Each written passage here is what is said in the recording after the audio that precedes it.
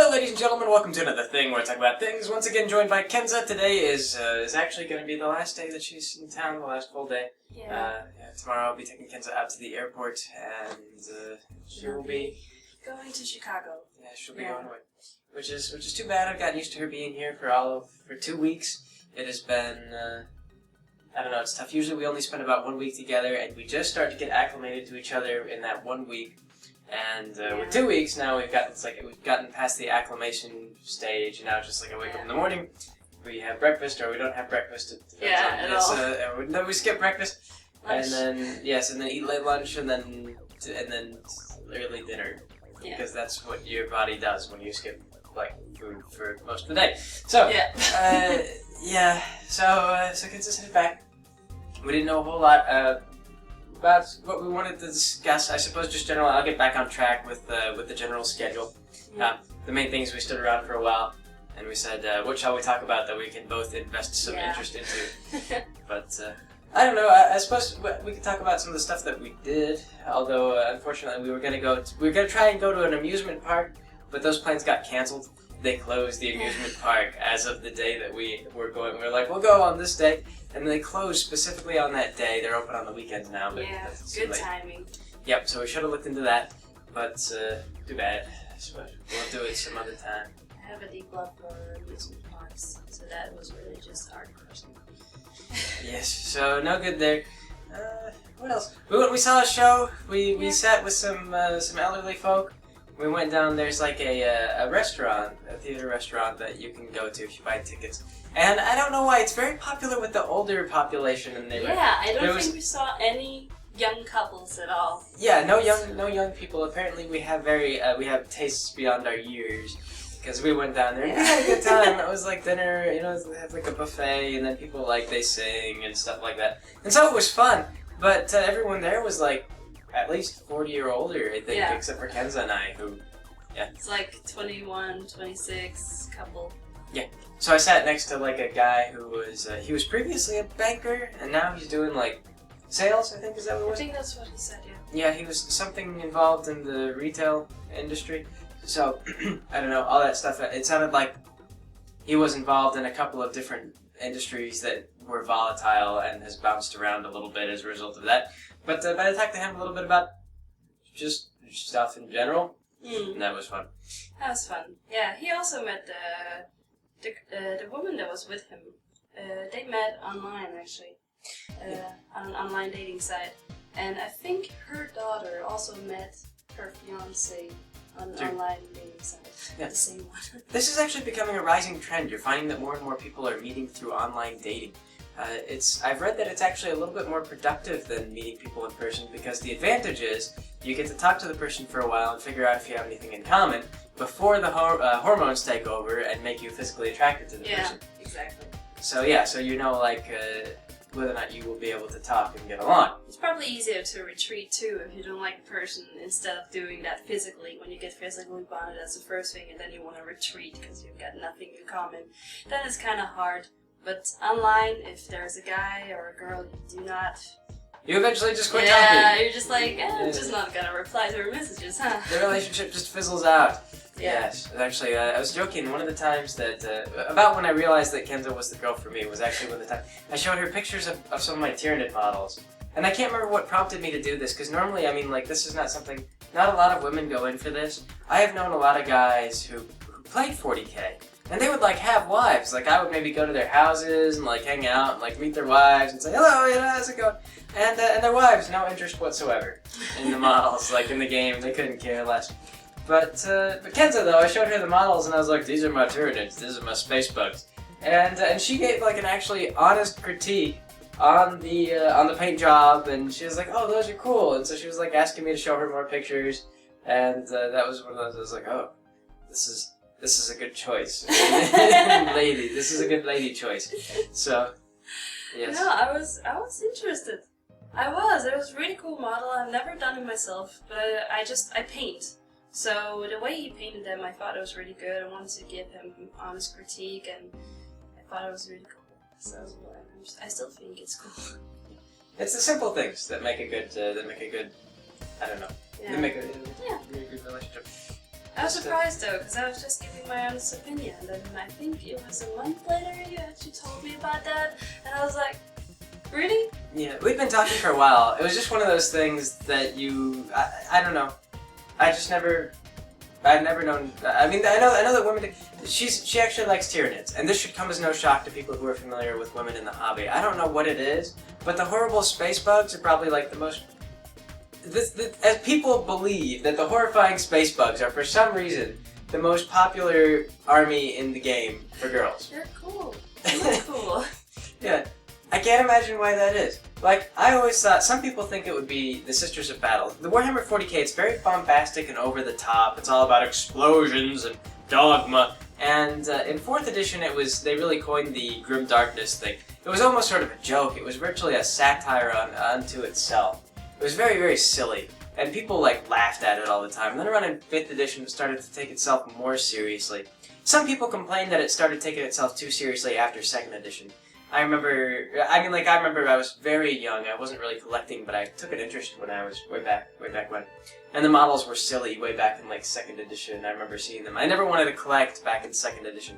It wasn't until 4th edition when they started to come out with more like really intimidating looking models that I was like, yeah, I want to play this. So, but yeah, it's very over the top. And the Sisters of Battle, they're basically like Puritan nuns with flamethrowers. And this is the thing, but they're all female. They're 100% female, and the reason, the in-universe reason for this is because there's a clause in their laws that say that the church, the church of basically the emperor is their god, because he died and he ascended to godhood, or so they believe. But there's a church dedicated to the emperor, and the law says that they may not maintain men-at-arms. So they said, we can maintain women at arms. So they've got a bunch of women in like battle corsets, and they run around with flamethrowers, and they're very dogmatic. So some guys believe that the Sisters of Battle would be the models that women would want to collect. I don't know why this is, because they're really not a very good army. No. Yeah, they've gotten no love. I mean, they got like an update for the newest, but they haven't been updated in like years. And I was telling Kenza that some of the armies were like that. Dark Eldar were like that too. Dark Eldar, they were funny because they were put together way back when, like in the late, I don't know, like the early 90s maybe? I'm not sure when it was. But they were clearly, the whole model range was clearly based on like 80s hair metal. Drugs, like loud music, rock and roll, just sex. That was the whole point of this army. Like their whole backstory was built around building a functional society on drugs, sex, and rock and roll. And the leaders of the army were dressed like Kiss members from the band Kiss. So they used to crack me up. I loved them as a faction. In fact, I've got Dawn of War's Soulstorm on my computer. And I play that game as the Dark Eldar because they crack me up so much. I just like the idea of like an entire race dedicated to the principles of 80s rock and roll. So, yeah. Yeah. Anyway, that's me dominating the conversation about a thing. It's fine. Yeah, we've talked about if ever when we move in together and we get established, then we'll probably, I don't know, maybe we'll set up like a model table. Would be cool. It depends on the budget that we want. Because living in Denmark, like I said in the last video, is very expensive. So yeah, we'll probably have a very small apartment as the first thing, smaller than this one. Be aware of that. Yeah. I actually pretty much just live in my room, to be honest. Alan more or less took over the living room. He has been his second bedroom for quite a long time, and I haven't put up much of a fuss. The past week he hasn't been there too much. We've taken over playing. He's left it vacant for us. Kenza and I have been playing Dynasty Warriors together, stuff like that. Yeah. So it's my first time playing that game. I really like it. Dynasty Warriors 3. If you haven't played that, it's a gem of bad voice acting. It just not just bad voice acting, also just scripting. Like the lines are so weird. This is the most dreadful scripting. What is it? There's one we always comment on. It's like, you're a better warrior than I've heard. I've heard. They say that to you every time. Yeah, every time you get 50 kills, they like celebrate it, and so they say things like, "You're better than the rumors say." Yeah, it's so weird. It's like really. You're better than I have heard. You're better than I have heard. And then there's that guy who's got that horrible way of saying things. What is his name? The guy the Oh, Zhang He. Yeah, everybody like, loves Zhang He. He was like, I've defeated an officer. He's super flamboyant. His weapons are called peacock claws, and basically what he's done is he's attached a pair of metal rakes to his arms. Like, they're just rakes. Like, they're not, like, they don't even look like weapons. They're claws, but they don't look like claws. They really look like he's out to rake leaves. Yes. But still, one of the most potent characters in the game, because he's fast, he can kill groups of people, and he can also, like, kill individual people really well. Got a horrible attitude. He's got a wonderful attitude. I mean, it's horrible, but it's just fun. Beautiful. Come on. He's just like, it's got to be beautiful. Everything. Everything. Yes. Yeah, one of the best characters. Very very good character. Very stupid personality. A lot of fun. And that actually is why we're gonna be for Equestria Primates. Why we're gonna have basically spoofs on the Dynasty Warriors 3 thing. Yeah. That's why we're gonna have. That's why we're gonna have Subu, because. So that's what's, like Lubu, when he wrote in, and then nearly kicked our asses when we were playing. And it was like, run from Lubu. Run from Subu. No, I didn't even notice he was there, and then suddenly there was the cutscene, I was like, that's not me. Fuck, it's me. Yeah, he just showed up, and I think he just smacked you once with the And I was already half dead. Yeah, it was like, half health gone. I need to run away, and he kept running and he chases you. He's actually got a long pursuit radius. So, like, when he stumbles into you, he will actually chase you. He's not very fast, so most characters can outrun him, but he will follow you for, like, longer than any other character in the game will. So, he's persistent, he's a bully, and he just smashes people. So, so Sunset Shimmer is going to be replaced by a parody of this character, Subu, the legendary warrior. She's going to be a cross between Sunset Shimmer and Lubu from Dynasty Warriors. Because in Equestria Girls, Sunset Shimmer was just, her whole thing, I didn't really get this, her whole thing was that she was just mean to everyone, and somehow that won her the popularity contest for 4 years, 3 years, I don't know, years, where she became the prom queen every single time, which doesn't make any sense, because when I had prom, the only people who could become prom queen were seniors, which means that Sunset Shimmer didn't get out in the world. She was like, She's got into high school. She's been a senior in 4 years. Yeah, she's what you call a super senior. She'd been like a senior there for 3-4 years, and you can only do that for so long. They kick you out when you reach 21, I think, in the U.S. school system. So that didn't make any sense. Maybe that was in the U.S. I don't know where it was. I can't remember if there were prom queens and kings or not in Denmark. I think there was like competitions about the best dress, best couple, stuff like that. I don't think there was like a crown or anything like that like you guys have. I don't think there was that when I went to prom. No. Well, it's stupid because what I found out, and this is actually the joke. This is basically how we're gonna play it. Is when I was in high school, the person who won prom queen or king or queen was the person who everybody recognized the name of. Because if you were in band, and like you were the only person in band, or you were like if you were in band and there would be like 6 names, that were eligible in band, because they were all, I think actually my name was on the ballot. Everybody, no, that couldn't be. I don't know. I think you have to volunteer. But there was like a certain number of names that were on the ballot, and it was like, so if you were in band, and you would get there would be 100 kids in band. Well, maybe you would get 20, 30 votes right there because you knew the band kids. Yeah. So you go through that. So it was the kid. It was not the girl. The girl who became our prom queen was actually the girl who was in the band and a bunch of extra other curricular, like the drama club or theater or whatever. She was just in a bunch of extracurriculars. So a bunch of large social groups knew who she was. And so, lo and behold, the vote went to her. It wasn't like it was going to go to anybody else. I mean, it was like nobody else was well known enough around the school to win. You didn't do advertising. So, it amuses me that Twilight Sparkle, in that whole thing, she won by a song. When most people would probably forget who Twilight Sparkle was. They would remember how catchy the song was, I'm sure. Who's Twilight Sparkle? Help Twilight Sparkle win this thing. And they'd be like, Twilight Sparkle. And then, of course, you gotta think that, the band geeks or whatever, they're all friends with the girl who's in band. Why would they vote for this girl they don't know over a girl who they are actively friends with, knowing that the girl who they're friends with wanted to be prom queen? And then why would they vote for Sunset Shimmer at all? I don't know. I mean, I know she threatened to beat them up, but It baffles me. This prom thing has been like the plot for so many bad movies out there, though. It's so cliche. Yeah. It's so ridiculous.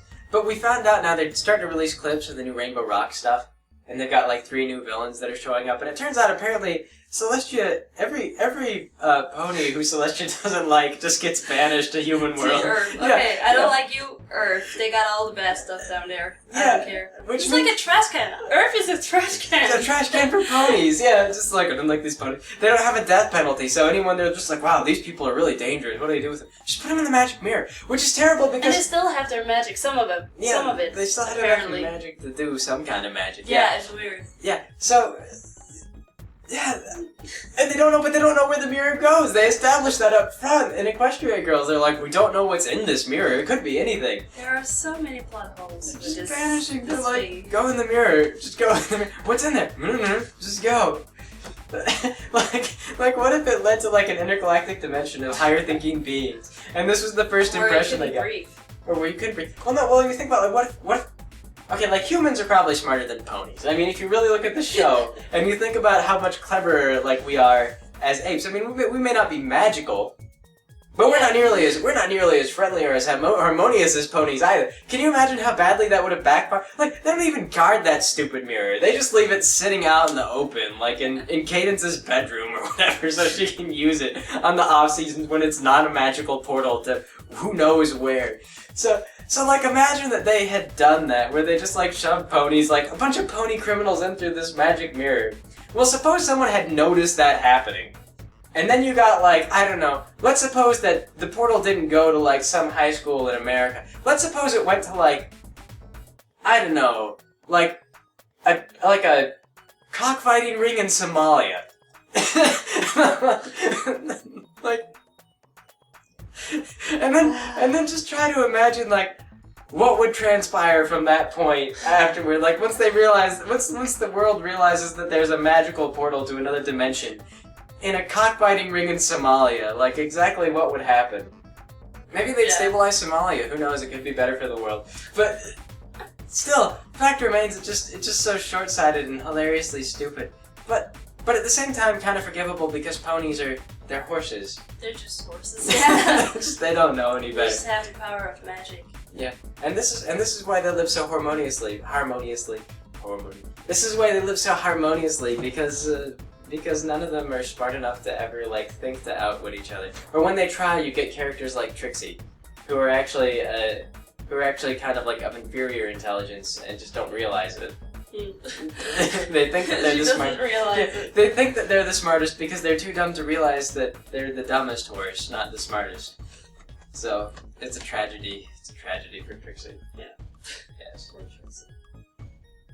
Poor Trixie. A moment of silence. A moment of silence for the fact that she is dumbest horse. I can't do that. I can't. Yeah. I tried. Yeah. I literally. I did try. She's not dumbest horse. Well, she's like non-canon dumbest horse, because I guess dumbest horse would be like, I don't know, Snips and Snails, because they're supposed to be dumb. Yeah, but that's like a gimmick. There's like a gimmick, so. Yeah, that's like a gimme. So that's not fair. Who is dumbest? Dumbest horse. I don't know. What do you think? Because they all do really dumb things on a regular basis. Because that's how they drive the plot frequently in the show. And a lot of shows do rely on this. You have the dumb character who does the really dumb thing. And then everybody... Yeah, but someone has to make the dumbest decisions on the most regular basis. Maybe Rainbow Dash sometimes. Maybe she's just like too forward, like too spontaneous. Rainbow Dash is like... She's the insecure one. Like, she's not like... dumb. I mean, the reason I say that Trixie is dumbest horse is because she's dumb and she doesn't have any, like, she doesn't seem to have a grasp over it. Like, the stuff that she does is just kind of, like, dumb. Like, she's just building herself up for failure. Because that's all she really does. She shows up to Ponyville and she's like, everyone in this town sucks! Give me money, please. Like, that's her show. You guys suck, you suck, I'm better than you. Yeah. Oh yeah, prove it. Okay, come up here on stage. You suck! Yeah, that's... Yeah. It's like... Show over! Did you guys love it? No? Shoot. I'm just thinking about dumbest. that king at some point, like, who no one remembers, that one villain. Sombra? Yeah. He wasn't dumb. He didn't have a character. No. Okay, maybe that's it. He doesn't have a character. It's just uninteresting. He wanted to collect crystals. He's been used for, like, I don't know, shipping fodder. People, like, ship him with Twilight. Oh, actually, there's comics that have come out now where Celestia is dating Mirror World Sombra. Yeah, in an alternate dimension, Sombra is actually a nice guy. Yeah, well, they're canon in the way that, like, comics are not. They're like. Unless the show overrides it, yeah, they're canon. It's one of those things. It's like the extended universe for Star Wars, I suppose. Where like the Star Wars extended universe gets really stupid sometimes if you actually read into it. I mean, sometimes it gets really good, sometimes it gets really terrible. So the comics are like that. Most of the comics are actually pretty good though.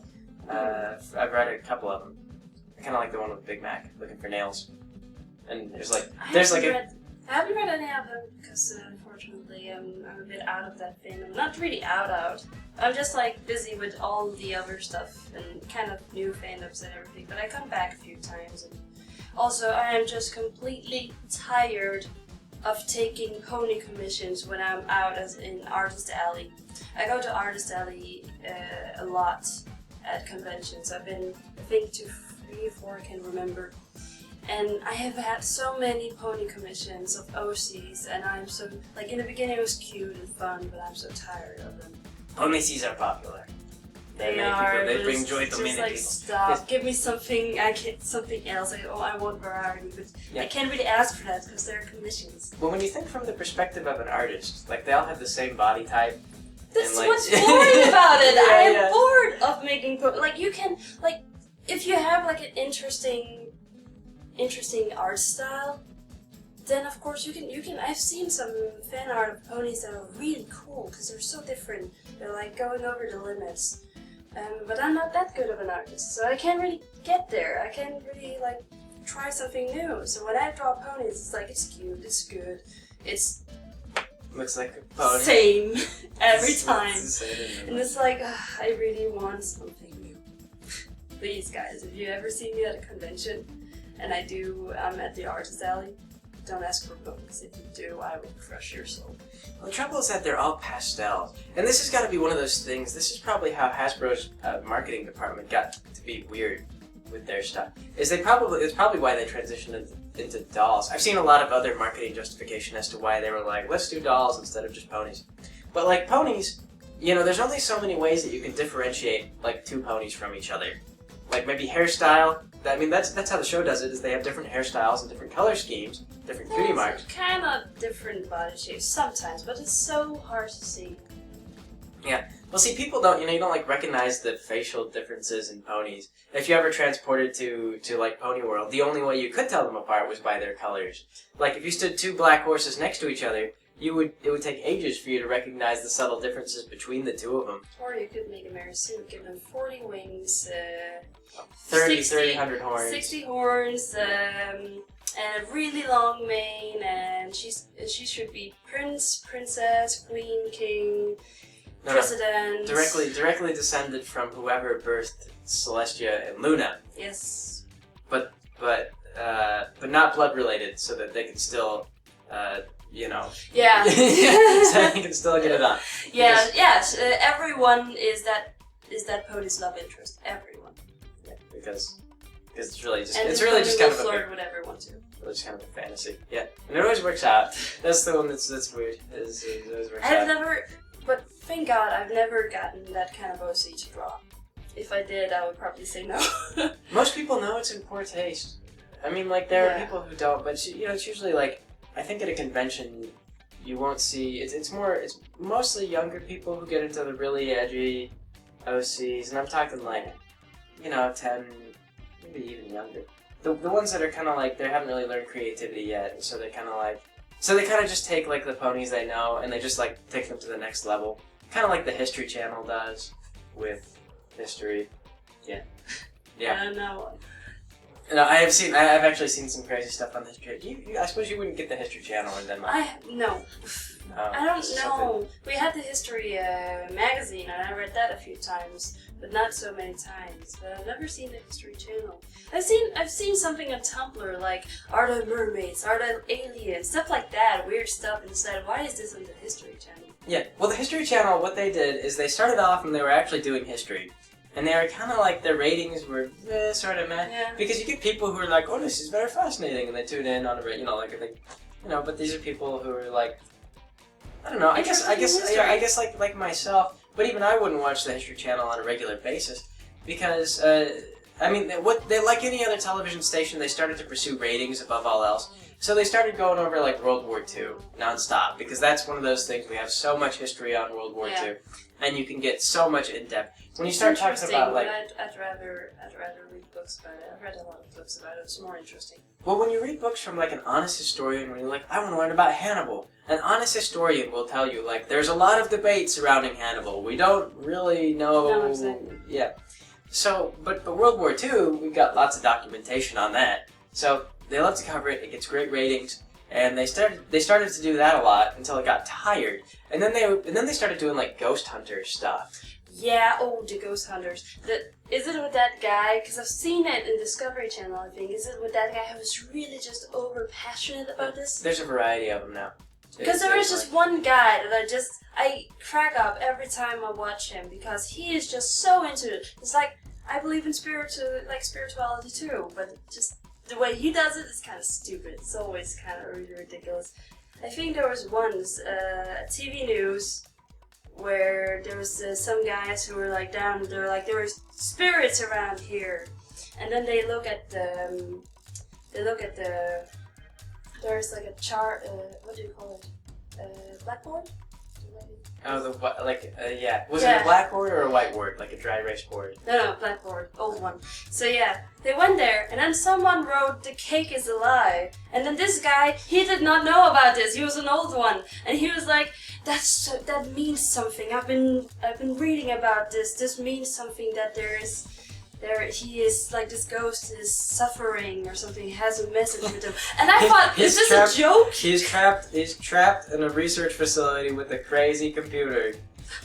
This is what happens to the dead. It was like an investigating thing. I can't remember if it was the news or an episode, but he was serious. It wasn't a joke. He was serious, this guy. And I was just, I'm done watching the ghost episodes. The History Channel's taken kind of a nosedive. I believe they also did something on like what would happen after humans just suddenly vanished. I think this was the History Channel, but this is one thing that they did that was really silly, because they were like how would everything evolve, and it wasn't like what would happen to like our infrastructure and stuff like that, because a lot of that's obvious. It would collapse. I mean, without us there to maintain it, like a lot of stuff collapses very rapidly. So. What they did is they were just like sharks. Sharks will be like sharks, but with lights on them. Stuff like that. And they're like octopuses will be like octopuses, but also able to travel on land. They're like spiders will be just the same as spiders, but silver. Silver spiders. The octopus I kind of want to see. I really want to see an octopus just like across the road. Just walking around. I think they called it a swampus. Is what it was? Yeah, because they predicted that octopuses would rise up out of the sea and wander around swamps, and they would, do octopus things in the swamp, because that's what experts said. Why can't we have that now instead of later? I want to see that. Because there's absolutely no reason that would happen. Yeah.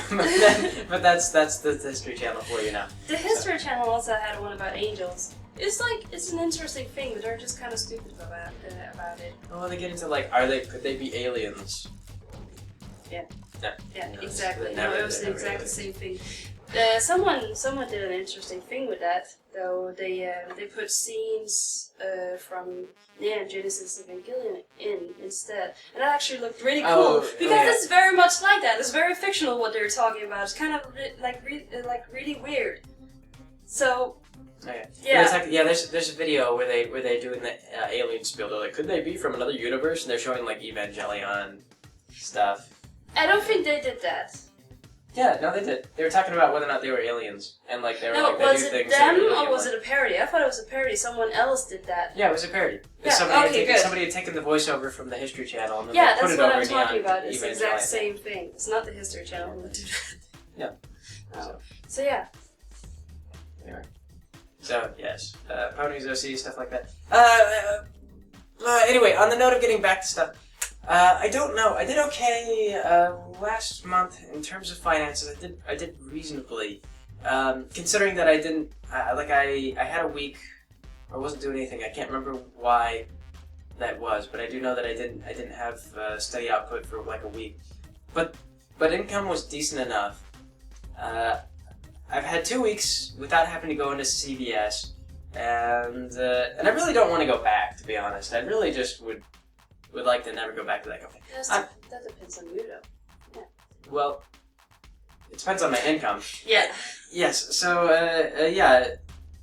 No, I'd really just like to not go back. So if income continues to be good, I'll probably just leave that job and then be able to focus on stuff, on videos, because it's getting to where if we continue to get support through Patreon and stuff like that, then it'll get to where honestly working at CVS is probably just a waste of my time, as I'll be earning more from the website. Not really earning that much from the website either, as I found out.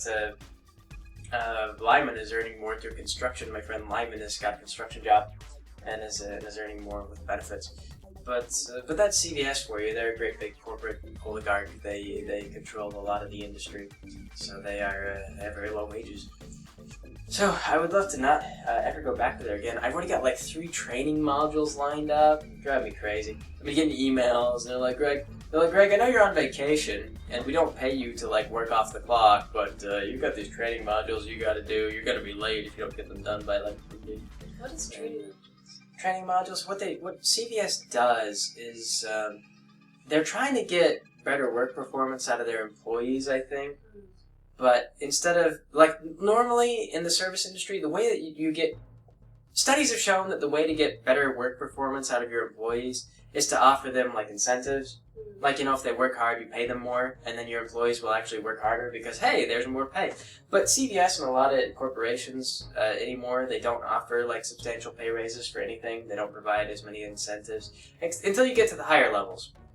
I mean, but like in the service industry, like working as a farm tech, they really don't do that. Like they could care less about offering you incentives. So what they're trying to do is I think they're just trying to throw as much training at us as possible. And so like they figure if they train us, maybe even overtrain us, then we'll be more competent than the average employee, maybe employee somewhere else. This is what I believe. I have no idea if that's really what they're trying to do. But I get like, it seems like 1 training module every single week, and they get on my case if I don't do them. And sometimes they're like legitimate stuff, like there's a bunch of federal regulations that I have to keep up with, and so if I don't keep up with the regulations, then I could be doing something illegal. So that makes sense. But other times it's just corporate stuff. Generally speaking, I mean, it's just there's a lot of red tape and paper. Like I don't know, it's just a job. I'm underpaid for how much stuff that I really have to keep up with, even just in the legal sense. So. Yeah, I don't know. It's coming time soon that I might be able to just leave that job and say goodbye to it forever. I'll be much happier without it, I think. As long as you feel like you get a steady income. Yeah. Like something you can rely on without feeling like, oh, this is going to be worse next month. Yeah. Well, CVS as it is, I already am relying on them as little as I can. That said, too, also, I was talking to a guy about doing some casting. Just for, actually for Supreme Commander, not for anything. I've been invited to do casting for League of Legends, but I don't actually play the game. I'm not familiar with the mechanics, so I didn't really look much into that. Just because I would go in and be like, I don't know, the guy did the thing. What's the thing? Is that good or is that bad? Is that tactical play or is that standard play? I have no idea. It's fascinating though. I'd be like the worst announcer for League of Legends. You'll be fine. Yeah, I'd have to do a whole bunch of research to pull that off. But you haven't played League of Legends before? No, I haven't played. We should get into that. It's free to play. Yeah, and I like it. Yeah. I like what I've played, at least. I haven't played too much, but I like it. So I want to play more of that. But Supreme Commander, though, the reason, there are guys that do casts, and so there's a guy who's got a little bit more, he's got more experience than I do, so a little bit more, he's probably got a lot more. A guy who's got more experience than I have who wants to do a cast with me. And so I might sit down and do some recordings with him, and we'll put it up, and I'll make it, it won't be like I'll make it interesting. I'll do a lot of editing to make sure that it comes out with a bunch of interesting looks at the action, and I will try to bring personality to it and make the whole thing exciting. And they would like that because there's still a really active community around Supreme Commander, despite the game getting up there in years a little bit now. There's like we've talked about it before. There's like a whole lobby system in place now with an active community on it, and they just want more people involved. So I can get behind that, and I know the game, I understand the mechanics, so I may do some stuff with that, and that could be fun. And aside from that, I'll get back to the schedule coming up soon here. Someone asked on your Tumblr about Scandinavia and the world. I just remembered. Oh yeah, Scandinavia and the world. It's a webcomic. You asked if I knew about it or if he knew about it. Like, I know about it. I've been reading it for a long time, and I know the girl too who makes it. I met her at a con in Denmark. She's Danish, so I met her at a con in Denmark, and we started being like casual friends, not like total close friends. But she moved to England, and now she moved back, I think. She's actually starting to do animation too. Some animation episodes and everything. You should totally check that out too. But yeah, so we know about it. Yeah. At least I know about it. I read it. I still, I haven't really been in contact with her for a bit of time now. But yeah, her stuff is good. It's cute. Yeah, it's really cute. She does a very lighthearted, friendly sort of satire kind of thing. Yeah. And yeah, it's kind of like if you've ever seen stuff like Poland Ball, and Poland Ball is slightly more cynical, scathing satire. Yeah, I've read that too. You sent it yeah, to me. I've shown Kenza Poland Ball. Poland Ball is more like every country is stupid and terrible, and like it's all the countries, but they're all like little balls, and they all have like way more national pride than sense, and so they're just running around and fighting over like petty grudges that have been going on for like the past 800 years. But it's kind of funny that the charm of comics like that is the idea of taking like a whole nation and all its struggles and everything that it cares about and distilling it into like a single individual. Because when you take like one whole country, when you've just got like when you've got like a whole country and just like one person, it's just like one guy, and he's like I'm mad about this. It all sounds so much sillier than it really is. It just puts it all in kind of a fun light. So yeah, Scandinavia and the world, very cute, very lighthearted. I recommend that one for like Poland Ball. I think she has a Kickstarter right now. If you want to check that out, it's like for her animations, and I think she started to do animations. So maybe that'll be big. Yeah. It's a comic series. So yes. Yeah, Poland. What? Poland Ball, yes. Poland Ball, however, yeah, Poland Ball, like I said, more cynical, easily very, very much more racist. Because like I said, because they bash everybody, like every country. The U.S. gets a lot of flack. Actually, the U.S. Poland Ball cracks me out. Because he runs around with like a pair of shades all the time, and he's like... It's like, it's fine as long as like, if you make fun of everybody instead of just some people and you're very biased, then it's not really that good. But some people...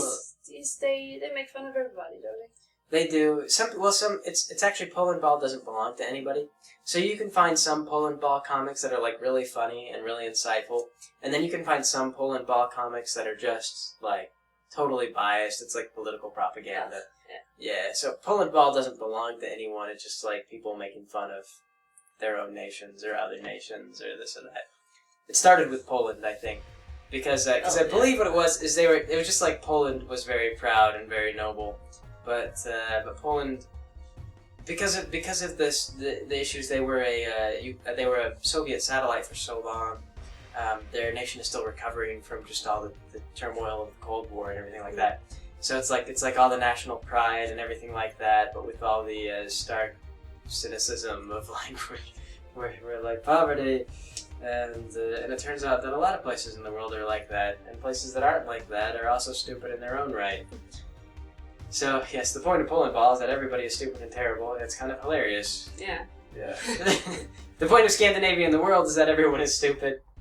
But in a cute way, yeah. Cute, yeah.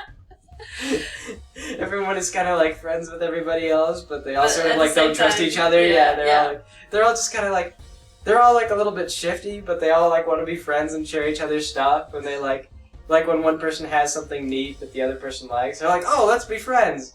But then other times they're... She's actually got another comic that's really, like, I was really interested in it. It's about creatures, like, creatures in different, like, countries. Like, mythologies. Mythologies is what it is. And that one is really good if you want to learn about different mythologies. There's both from Japan and from Scandinavia, of course, since he's from there. And that one is really good too if you're interested in that instead of, yeah, politics. Is that the one that had like the Shiva? That was like it was like naked. Because I remember Maybe. Because I'm aware that we were watching this Probably. together. Was this like were we reading this like when we were together? And I think so. There's like one. There's like it's not safe for work. I think the second comic. No, Okay, yeah. no, that's not safe for work, by the way. Still cute. Just Still- not yeah, just still not really safe. cute. Just not safe for But work. the thing is that when she makes these comics, she writes a lot of facts about where she gets these ideas and designs from, and that's really interesting. You get to learn a lot about that, like in a funny and maybe like not safe for work kind of way. But yeah, those I like that one in Scandinavia and the world a lot. There's a third one. I can't remember. It's called Nils. I think it's about a couple, not a couple. They're like a freeway couple. It's a woman and two men, and they're together and they have a child. It's about them. Yeah, it's kind of Okay. yeah, it's interesting. I haven't read that forever. That's a long time ago, but it's interesting. It's not as personally. I don't think it's as interesting as the two others. Would you believe I know a couple like that, and one of them happens to be a comedian, and part of his bit is that he actually gets up and he goes oh shoot, I can't remember the bit, but it's something akin to like, so I was sleeping with my friend's wife today, and it's something akin to that. Like he sets it up to where like you're expecting him to be talking about something else, but it's not a joke.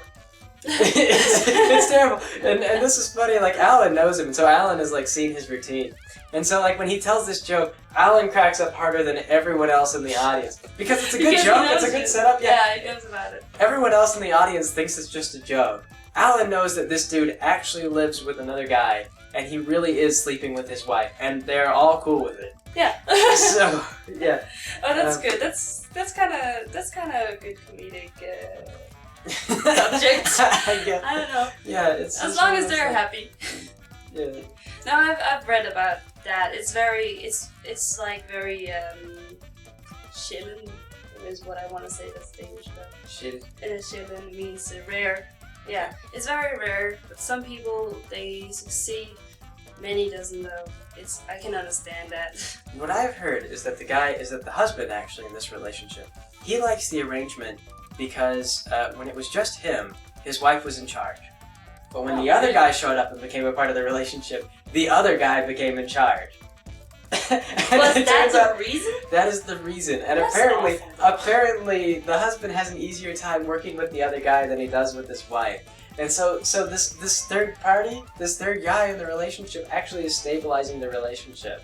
So that's why he's like, I don't know. I mean, like you say, like as long as they're happy and it works, I suppose. But it's just sort of like one of those. Like, if you ever find a problem with me being too much in charge, please we don't will bring in not another. bring another guy. Please don't, because even if you did, I would not change. I would change if you told me we had a discussion, but not an extra person. I think I'd have a hard time trying to sell it. Like, this is Stu. He's gonna be the boss now. I'm gonna defer to him. Hi, Stu. Yeah. Get out of my house, Stu. Yeah. Stu's gonna like be your boyfriend. I guess this is how this relationship's gonna work. I don't know. Very interesting. It sounds like just one of those like animal relationships. Like you get the animals where there's like the fish that like hangs out in the female pack, and then there's like the alpha male fish, and then like they all mate with the female, and the female's perfectly happy with this because she.